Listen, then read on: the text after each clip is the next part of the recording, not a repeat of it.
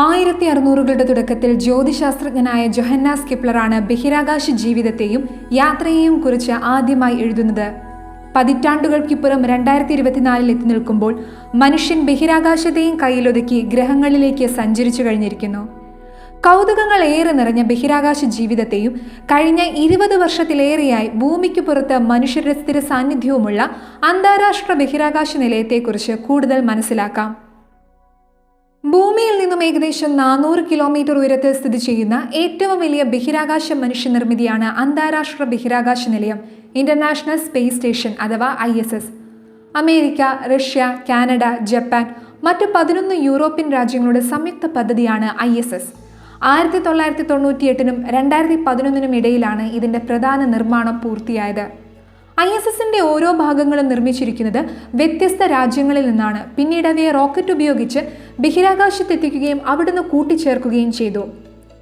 മണിക്കൂറിൽ ഏകദേശം 29,000 കിലോമീറ്റർ വേഗത്തിലാണ് ISS ഭൂമിയെ ചുറ്റുന്നത്. അതുകൊണ്ട് തന്നെ വെറും 90 മിനിറ്റ് മതി ഒരു തവണ ഭൂമിയെ ചുറ്റിവരാൻ. അങ്ങനെ ദിവസം 16 തവണ ഭൂമിയെ ISS വലയം വെക്കുന്നു. ISSലുള്ളവർക്ക് ഒരു ദിവസത്തിൽ 16 തവണ സൂര്യോദയവും സൂര്യാസ്തമയവും കാണാം. ഏകദേശം 420 ടൺ ഭാരവും 109 മീറ്റർ നീളവും 73 മീറ്റർ വീതിയുമുള്ള ISSന് ഒരു US ഫുട്ബോൾ മൈതാനത്തിന്റെ വലിപ്പമുണ്ട്. 90 കിലോ വാട്ട് ഊർജ്ജം ഉൽപ്പാദിപ്പിക്കുന്ന 8 സൗരോർജ്ജ പാനലുകളാണ് നിലയത്തിന് ആവശ്യമായ വൈദ്യുതി നൽകുന്നത്. ISSന്റെ പ്രധാന ഭാഗം മൊഡ്യൂൾസ് എന്നറിയപ്പെടുന്ന നിരവധി സ്വതന്ത്ര യൂണിറ്റുകളാണ്. മൊഡ്യൂളുകൾ കൂടാതെ സോളാർ പാനലുകൾ, ബഹിരാകാശ വാഹനങ്ങൾക്ക് നിലയത്തിൽ ഡോക്ക് ചെയ്യാനുള്ള ഡോക്കിംഗ് പോഡ്സ്, മൊഡ്യൂളുകളെ നീക്കാനും നിയന്ത്രിക്കാനുമായ റോബോട്ടിക് ആംസ് എന്നിവയുമുണ്ട്. ഒരേ സമയം 8 സ്പേസ് ഷിപ്പുകൾക്ക് നിലയത്തിൽ ഡോക്ക് ചെയ്യാനാകും. സ്പേസ് എക്സിന്റെ ക്രൂ ഡ്രാഗൺ ഉൾപ്പെടെ 6 സ്പേസ് ഷിപ്പുകൾ നിലയത്തിൽ ഇപ്പോൾ പാർക്ക് ചെയ്തിട്ടുണ്ട്. ഭൂമിയിൽ നിന്നും വിക്ഷേപിച്ച് 4 മണിക്കൂർ കൊണ്ടൊരു സ്പേസ് ക്രാഫ്റ്റ് ISSലെത്തുന്നു. അമേരിക്കയിലെ ഹൂസ്റ്റണിലും റഷ്യയിലെ മോസ്കോയിലുമാണ് ISSന്റെ പ്രധാന കൺട്രോൾ സെന്ററുകൾ. എപ്പോഴാണ് മനുഷ്യൻ ISSൽ താമസം ആരംഭിച്ചത് നോക്കാം. 2000 നവംബറിലായിരുന്നു ISSലേക്ക് മനുഷ്യർ ആദ്യമായി എത്തിയത്. പിന്നീട് ഇന്നുവരെ ഭൂമിക്ക് പുറത്ത് മനുഷ്യ സാന്നിധ്യം നിരന്തരമുള്ള ഏക സ്ഥലമായി ISS തുടരുന്നു. വ്യത്യസ്ത രാജ്യങ്ങളിൽ നിന്നായി 7 സഞ്ചാരികൾ സ്ഥിരമായി ISSലുണ്ട്. ഇതുവരെയായി 23 രാജ്യങ്ങളെ പ്രതിനിധീകരിച്ച് 280 വ്യക്തികൾ ISS സന്ദർശിച്ചിട്ടുണ്ട്. അന്താരാഷ്ട്ര ബഹിരാകാശ നിലയത്തിലേക്കുള്ള ഒരു സാധാരണ ദൗത്യം ഏകദേശം 6 മാസം നീണ്ടു നിൽക്കും. 437 ദിവസം തുടർച്ചയായി ISSൽ കഴിഞ്ഞ് ബഹിരാകാശത്ത് ഏറ്റവും കൂടുതൽ സമയം താമസിച്ചതിന്റെ റെക്കോർഡ് റഷ്യൻ ബഹിരാകാശ യാത്രികൻ വലേറി പോളിയാക്കോവിനാണ്. എങ്ങനെയാണ് ബഹിരാകാശ യാത്രികരുടെ ശാരീരിക മാനസിക ആരോഗ്യം സംരക്ഷിക്കുന്നത് നോക്കാം.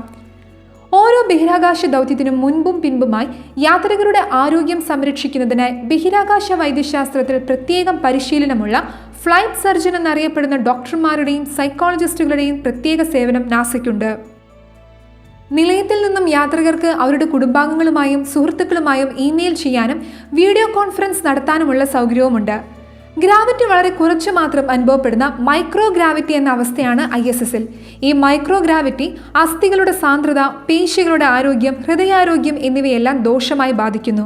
അതുകൊണ്ട് തന്നെ ആരോഗ്യ സംരക്ഷണത്തിനായി ക്രൂ അംഗങ്ങൾ ദിവസേന 2.5 മണിക്കൂർ വ്യായാമത്തിനായി മാറ്റിവെക്കുന്നു. വെയ്റ്റ് ലിഫ്റ്റിംഗ്, ട്രെഡ്മിൽ, സൈക്ലിംഗ് പോലുള്ള വ്യായാമം അവരുടെ ദിനചര്യയുടെ ഭാഗമാണ്. വ്യായാമത്തോടൊപ്പം ഭക്ഷണവും ആരോഗ്യം നിലനിർത്താൻ പ്രധാനമാണ്. ബഹിരാകാശ യാത്രികരെ സംബന്ധിച്ചിടത്തോളം ഭക്ഷണം വിശപ്പകറ്റാൻ മാത്രമല്ല, അത് അവരുടെ മാനസികാരോഗ്യം മെച്ചപ്പെടുത്തുന്നതിലും പങ്കുവഹിക്കുന്നു.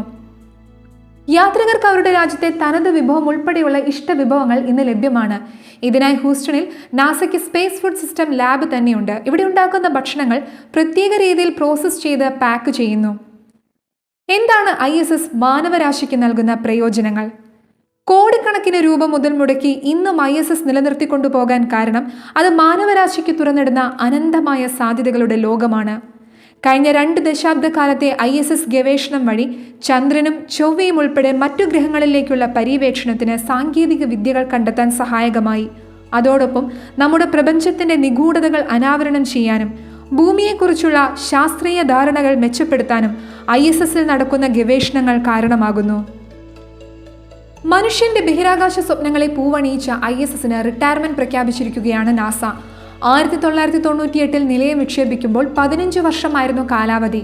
2030 നിലയത്തിന്റെ പ്രവർത്തനം പൂർണ്ണമായി നിർത്തുമെന്നും 2031 പസഫിക് സമുദ്രത്തിൽ നിലയത്തെ ഇടിച്ചിറക്കുമെന്നും നാസ അറിയിക്കുന്നു. ഇതിനായി ഇലോൺ മസ്കിന്റെ സ്പേസ് എക്സുമായി $100 കോടി രൂപയുടെ കരാറാണ് ഒപ്പിട്ടിരിക്കുന്നത്. US, Japan, Canada, European space agency എന്നിവർ ബഹിരാകാശ നിലയത്തിന്റെ നിലനിൽപ്പിനായി 2030 വരെ കൈകോർക്കാൻ ധാരണയുണ്ട്. എന്നാൽ 2028 ISSന്റെ പ്രവർത്തനങ്ങളിൽ നിന്നും പിന്മാറുമെന്നാണ് റഷ്യയുടെ നിലപാട്. ISS ഒരു നയതന്ത്ര വിഷയം കൂടിയാണ്. സങ്കീർണമായ പല നയതന്ത്ര പ്രശ്നങ്ങൾക്കിടയിലും US-ഉം റഷ്യയും തമ്മിൽ സഹകരിച്ച് പ്രവർത്തിക്കുന്ന വളരെ ചുരുക്കം ചില മേഖലകളിൽ ഒന്നാണ് ISS. ISSന്റെ തകർച്ചയോടെ US, റഷ്യ പോലുള്ള രാജ്യങ്ങൾ സ്വന്തമായി ബഹിരാകാശ നിലയം സ്ഥാപിക്കും. ഇപ്പോൾ സ്വന്തമായി ബഹിരാകാശ നിലയമുള്ള ഒരേയൊരു രാജ്യം ചൈനയാണ്. 2035 ഇന്ത്യയും സ്വന്തമായൊരു ബഹിരാകാശ നിലയം സ്ഥാപിക്കാൻ ഒരുങ്ങുകയാണ്.